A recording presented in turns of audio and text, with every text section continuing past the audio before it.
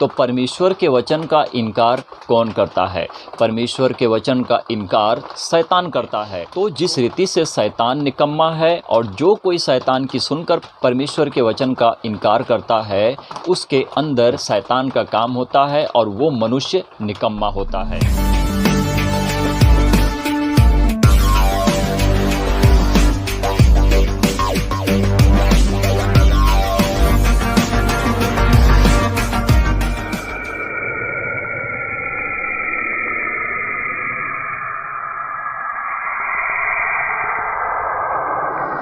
परमेश्वर का धन्यवाद हो कि प्रभु की आशीषें सदा और सर्वदा हम सभी पर बनी रहें।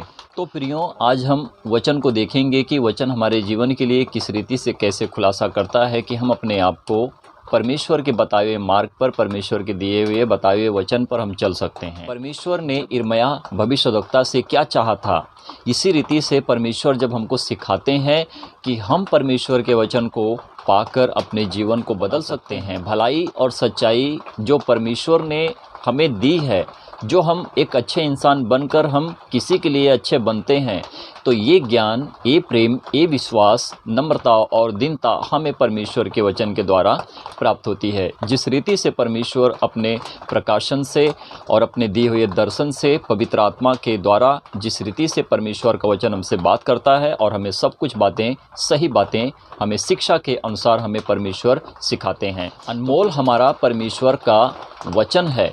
और निकम्मा कौन है? निकम्मा वो मनुष्य है जिस रीति से परमेश्वर के वचन का इनकार करता है। तो परमेश्वर के वचन का इनकार कौन करता है? परमेश्वर के वचन का इनकार शैतान करता है। तो जो शैतान की सुनते हैं वो परमेश्वर के वचन को नकारते हैं, यानी कि परमेश्वर के वचन का इनकार करते हैं। तो जिस रीति से शैतान निकम्मा है और जो कोई शैतान की सुनकर परमेश्वर के वचन का इनकार करता है, उसके अंदर शैतान का काम होता है और वो मनुष्य निकम्मा होता है। तो परमेश्वर कहते हैं, अगर तू अनमोल को ग्रहण कर ले और उत्तम प्रभु को जान ले और परमेश्वर की दी हुई शिक्षा, उसके वचन को पाले, तो तू मेरे लिए वो काम करेगा। और जो कोई निकम्मे का इनकार करे तो वो शैतान का इनकार करता है। अगर मनुष्य के अंदर निकम्मापन है, बुराई है, तो वो क्या करता है? वो परमेश्वर के वचन से विरोध करता है। परंतु अगर वही निकम्मा इंसान उस निकम्मे के काम को छोड़कर परमेश्वर को जानकर परमेश्वर को सच्ची महिमा दे और जान ले कि मेरा निकम्मापन जो शैतान ने मुझे दिखाया था, मैंने उसको छोड़ दिया है, तो वो मनुष्य तब परमेश्वर के मुख के समान होगा। यानी कि जब परमेश्वर शब्द को बोलते हैं, परमेश्वर का वचन निकलता है, तो वो वचन परमेश्वर का उस मनुष्य के अंदर से निकलता है, क्योंकि उसका जो मुख है, जो मनुष्य का मुख है, वो परमेश्वर के समान हो जाता है, क्योंकि वो परमेश्वर की बातें करता है, परमेश्वर के वचन को बताता है, परमेश्वर की दी हुई शिक्षा का क्या करता है, आप तक पहुंचाता है कि आप भी जानोगे, आप भी परमेश्वर के वचन को क्या करोगे? ग्रहण करोगे। और आज जानवरों को काटा जाता है, उन मेमनों को बलि चढ़ाया जाता है और मनुष्य को लगता है कि इन मेमनों को काटेंगे तो हमारे पाप क्षमा किए जाएंगे।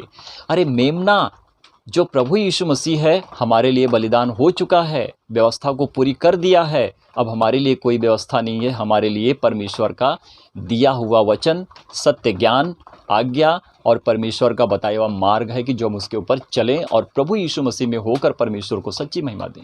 तो यहाँ पर स्वर्गदूत यूहन्ना से क्या कह रहे हैं? तो लिख, ये वचन परमेश्वर के सत्य वचन है। स्वर्गदूत ने यूहन्ना से कहा कि देख, तू ऐसा मत कर, ये मेरे लिए सही नहीं है, ये परमेश्वर के लिए सही नहीं है, जिस रीति से तू मुझको दंडवत कर रहा है। स्वर्गदूत यूहन्ना से क्या कह रहा है कि मैं तेरा और तेरे भाइयों का क्या हूँ? संगी दास हूँ। जिस रीति से हम परमेश्वर को स्वर्ग में महिमा देते हैं, तुम उस रीति से इस पृथ्वी पर होकर परमेश्वर को महिमा देते हो।